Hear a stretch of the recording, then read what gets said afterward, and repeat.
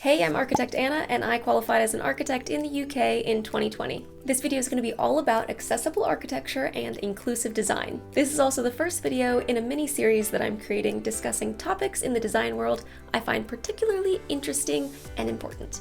Let's learn together. Roll the intro.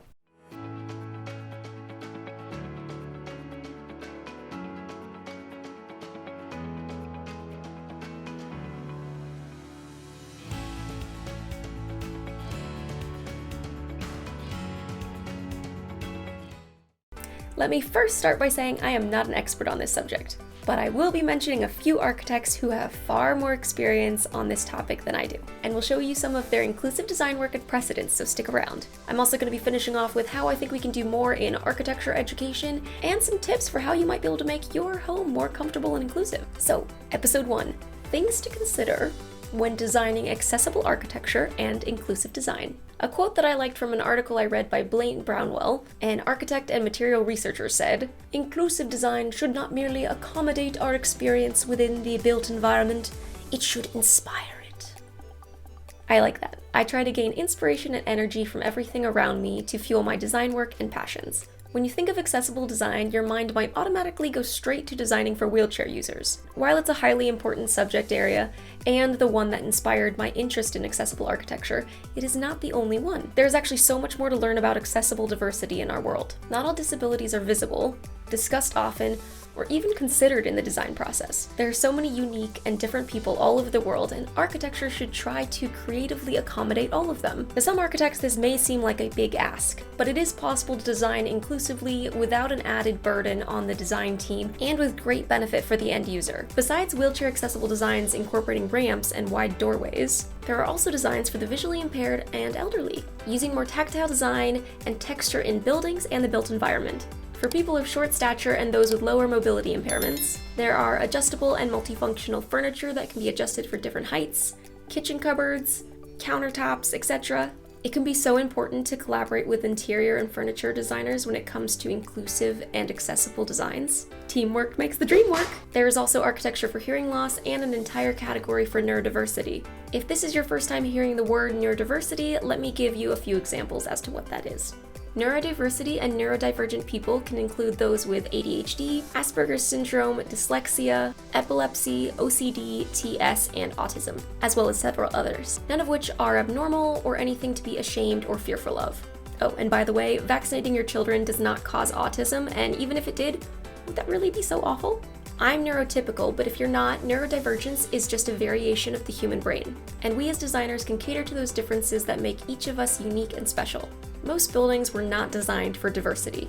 We as architects and designers need to push our clients to create more inclusive buildings that can accommodate all types of people, whether they are coping with sensory overload or require specific use of color, light, texture, and space. We can sensitively design for a range of needs. I will link a few articles and precedents I collected during my research below for those of you inspired to learn more. One excellent architect who did a great deal to push forward accessible design after a condition left him in a wheelchair is Michael Graves. He was also a celebrated architect in postmodern design and a member of the influential group known as the New York Five. He was a champion for universal design in healthcare and in most, if not all, of his projects. He used his condition and life experience to educate and design in a way that simplified challenges that able-bodied designers would have difficulty imagining. So thank you, Michael, for your lifetime of hard work, and may you rest in peace. For the visually impaired, there's an informative article in ArchDaily about the importance of texture in our built environment and why we should incorporate tactile surfaces in architecture. Check it out if you want to learn about the origin of those bumpy bricks and paved tiles in front of crosswalks.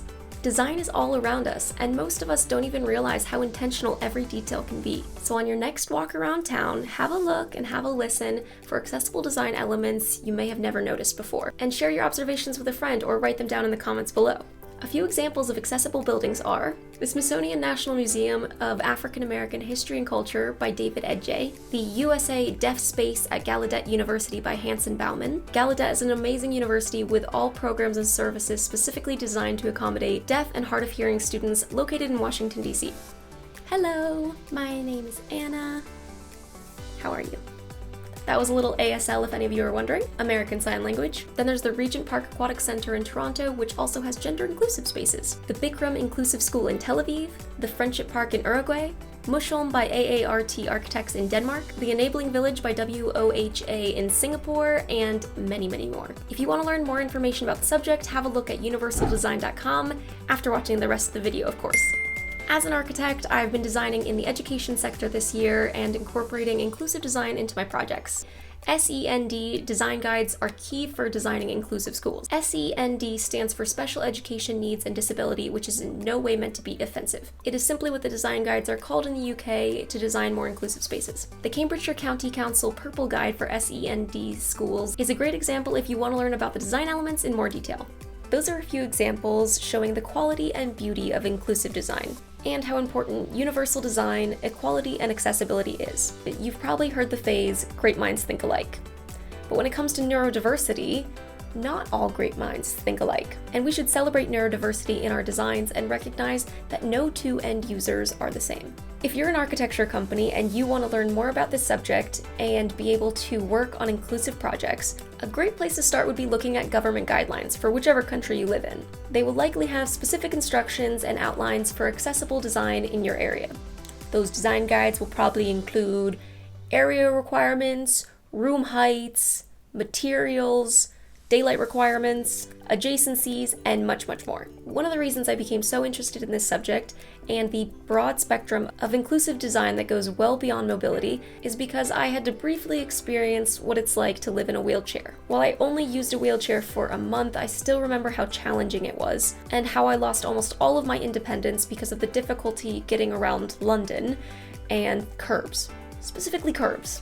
Inclusive architecture isn't just about including ramps in every building, but that is a good start. And not just in the building or next to the building, but all of the streets and urban environment that we live in.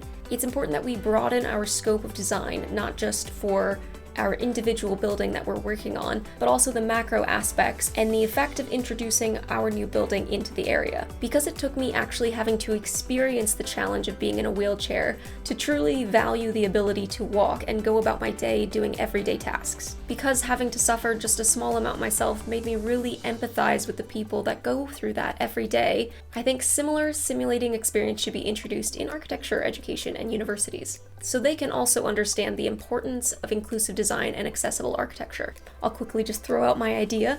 I think in your bachelor's degree, if there was just 1 week per year that everyone paired up and one of them had a wheelchair and one of them didn't, and they needed to support each other and help each other go about their day-to-day tasks for a whole week, then by the end of that week, they will understand how difficult it is and why they should design in a way that is inclusive and accessible to everyone.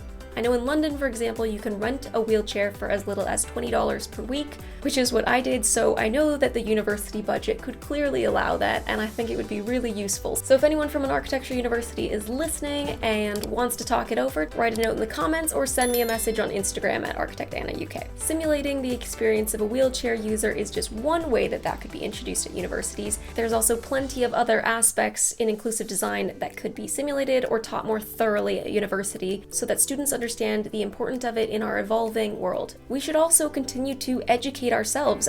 Even making this video, I got to learn more about this subject than I did from designing projects and learning from my own life experience. I find making these videos really valuable for me, and then I get to share it with you, which is fun. Also, just an additional disclaimer in the middle of the video that everything I have spoken about in this video is not actual design advice and should not be used as such. If you need a designer related to any of the topics discussed, I mentioned a few architects, but there's probably also an architect in your area who is more than happy to take on the challenge of this work and can get access to the government guidelines that will assist them. I cannot give you any specific architectural advice for liability and legal reasons, but I can discuss things that I consider. And if you would like to consider things with me, then keep watching.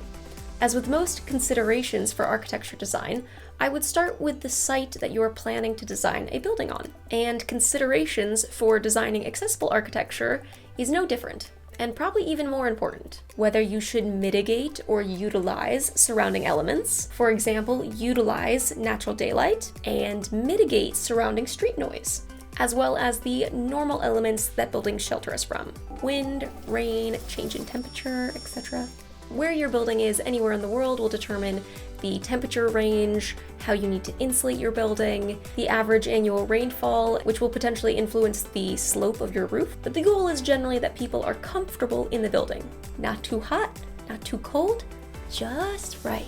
And what comfort is varies from person to person. Finding comfort in a design that suits your needs is so important. So I'm going to give a couple tips about how you can make your home or area more comfortable so that you feel like you can relax and enjoy your time in that space. And I wouldn't consider these tips to be actual architectural design advice, so take it with a grain of salt. A couple considerations for ways that you could improve your home to make it more comfortable are: you may need to introduce solar shading to mitigate some of the natural daylight if it's too harsh or in an area that you don't want it, or in an area that causes a glare, potentially. I have a good friend that does shutters, for example, called Pretty Little Shutters, and those can be a great way to use solar shading in a home. You can also soundproof your walls with thick carpeting material or any other kind that you might find online that's suitable for you and your style, which may make a slight improvement if you have noisy neighbors. So we got sound, we got light. If you have any drafts that might be coming in your room, you can get little installations that you can put along your door, either your front door or your windows, to stop some of that and stop some of the cold bridging that might be coming into your room. This also might help reduce your energy bill. But you can look up plenty of ways to reduce your energy bill and stop cold air coming in through your window. Give it a Google. Even changing up certain fittings in your house can help. If you have arthritis in your hands, you can replace your faucet taps with push ones instead of the twisty kind. Technical terms there. It can be a little gentler on your hands, and those small changes can make a big difference. But I could make an entire video about how you could make your home or workspace more comfortable from an architectural perspective. But for now, I hope some of those tips were useful for you. If you have any ideas how we as designers can do more in this subject area, then please comment below. And if you like this video, make sure you like, subscribe, and ring that bell for more content. Any specific topics I mentioned in this video are linked below in the description for more information. Be kind to each other, be kind to yourself, and go out and find something that inspires you. See you soon!